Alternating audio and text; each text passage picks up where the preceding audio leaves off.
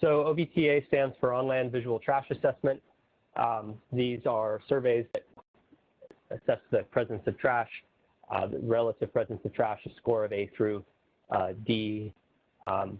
So the method we've established in the tool it's probably most consistent with the statewide area-based protocol. It's protocol C, where you're establishing a plot.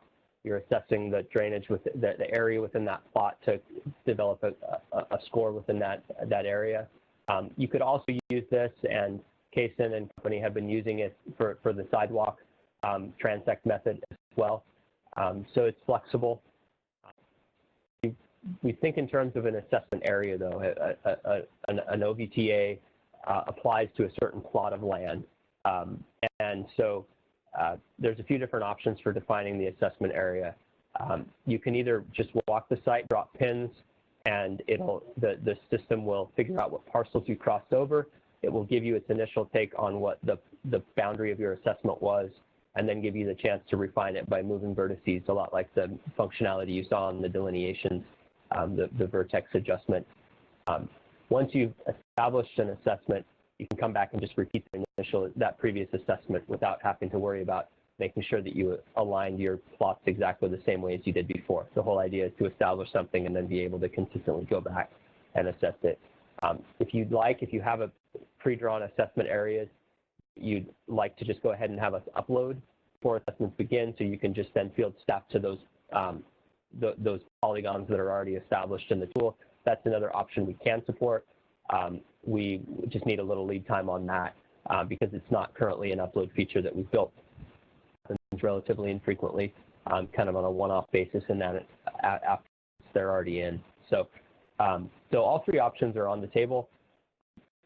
And then in terms of types of assessment, you're going to do the same, it's the same method no matter whether you're doing a baseline or a progress assessment. But after you get done doing your 2 or 3 baseline assessments, you'll shift into then, if you are in track 2, you may shift into doing progress assessments where you're going back and figuring out, demonstrating that you've been able to maintain this in a certain trash loading condition, for example. So don't worry about that too much at this point. It's more about the rules, and I think the rules specifically for how we're going to handle this are a little bit to be determined. So right now, this tool is really all about you gathering data efficiently, getting into the tool in a consistent way, so that as folks get into really using these data, we'll have a great data set to start from.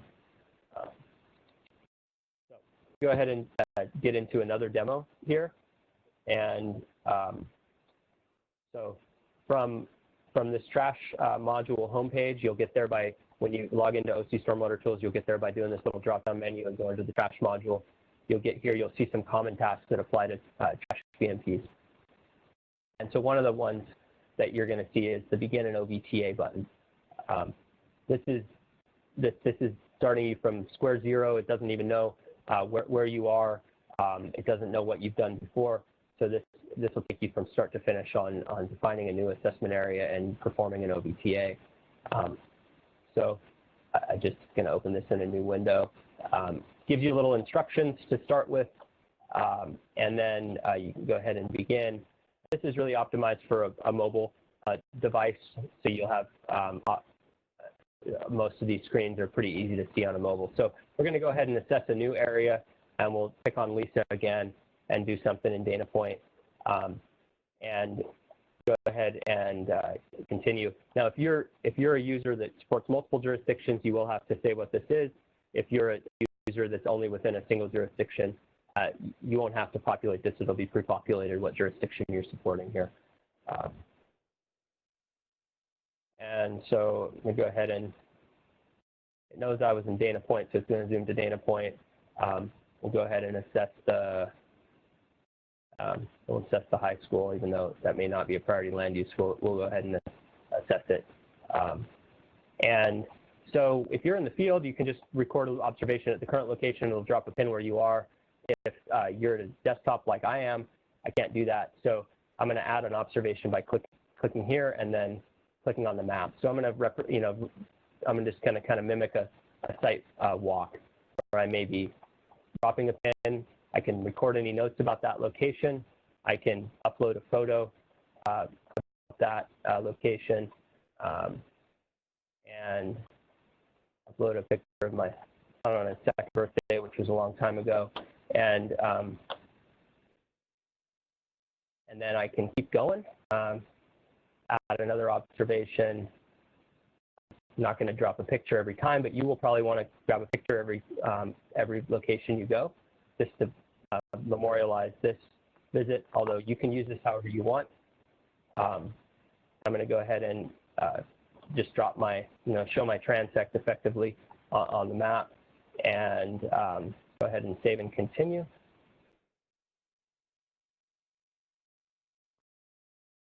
So it went ahead and picked the parcels that I crossed over. And I guess what I didn't know, and using this as an example, is it's just one big parcel. It's the high school parcel. And so this is a case where I should actually be changing the boundary and on an inward basis.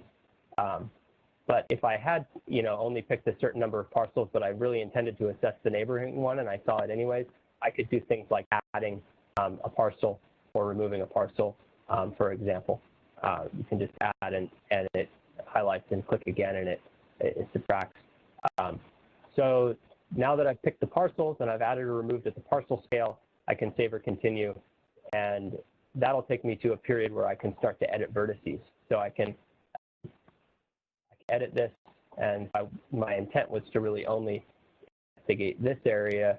I can now have the ability to just constrain my assessment area to this, and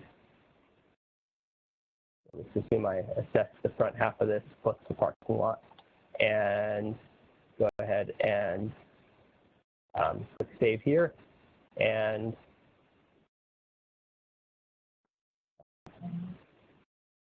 must have done something weird here. It's not allowing me to save. Anyway, now I can save. I think if it sees an irregular geometry that crosses over with another geometry, it's not going to let you save. So get your geometry squared away, and then save and continue. And oh, it's intersecting a shape. So anyway, this was a bad example because I now have an intersecting shape in here. So I'm just going to go ahead and crash that. I'm going to draw a new polygon here that represents, we've built a lot of features in case your shape. So in this case, what it looks like is that the underlying parcel layer in this was, had a hole in it. It's got a weird hole in the middle of that parcel. Who knows how the parcel layer gets established? But sometimes they are weird, and they have an irregular geometry that's not easy to support. So in that case, just trashing that geometry and go ahead and manually delineating the area that you intended to assess is a good option that you have to overcome that irregularity. I didn't intend to demonstrate that feature, but I did anyways. So we'll give this an assessment area name, so high school. And we can describe, so remember, your first time you're doing this, you're establishing the assessment area and you're performing the initial assessment. So you're going to be establishing this as an assessment area name that you want to be able to come back, identify, come back to, and reassess again in the future. And so you may want to add a little bit of a description about it, maybe the address, maybe something else about this. If you're going back and doing this after the fact, then you may want to go backwards in time from the assessment date, but it's going to populate today's date. If you forgot what A, B, C, D look like, you can consult right here. You can see what the BASMA guidance and the statewide guidance say about this. And then you'll choose a score. Let's say this was a B baseline, and you may want to include any comments. If you'd like, you can also record the source of the information if you know it. So, it's a bunch of kids sitting around in their parked cars throwing trash on the ground. Maybe they're going to the convenience store, and that's probably not the right reason. There's not a convenience store on the site. Maybe the maintenance isn't receptacles often enough. Anyway, it gives you a chance to record that, and then it gives you a chance to review your pictures, any pictures you've taken. You can click on a location, you can see the picture, you can see which one applies to each, and any notes that you made about each location. And once you're ready, you think you've got all the right information in this, you can finalize this form. And it's going to, this detail page is going to be created. You've now created an assessment area and an assessment.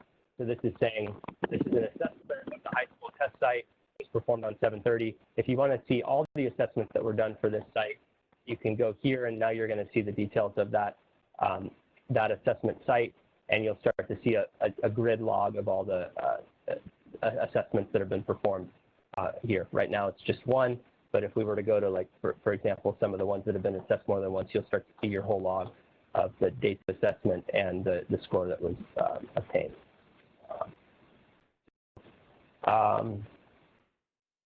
That's kind of the tour through an assessment.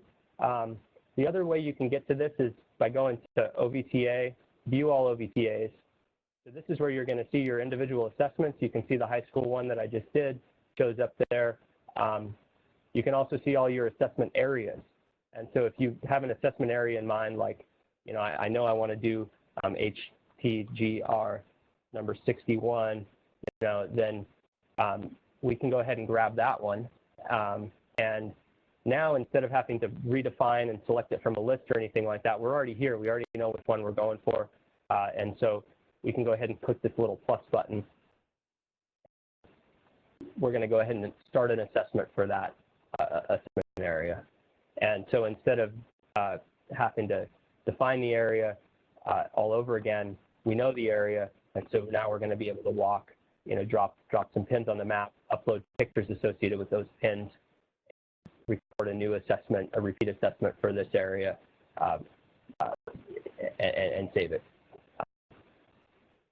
So, yeah, if you realized that this one was wrong, you wanted to move this one a little bit after the fact, hit this little thing. You can edit the observation location, and it'll give you a chance to move that. That's a feature that from our users we found was actually necessary more often. They looked back at where the pin got placed later, and they said, actually, I was a little bit different. I was over here instead of over there, etc. So I'm not going to save this one. It's kind of just a demo of how you would start a new assessment. But the finishing of that ends up being the same. You're recording the score. You're recording any notes about the sources of litter that you see, etc. Anyway, that's about it. That's the quick run through on OVTAs.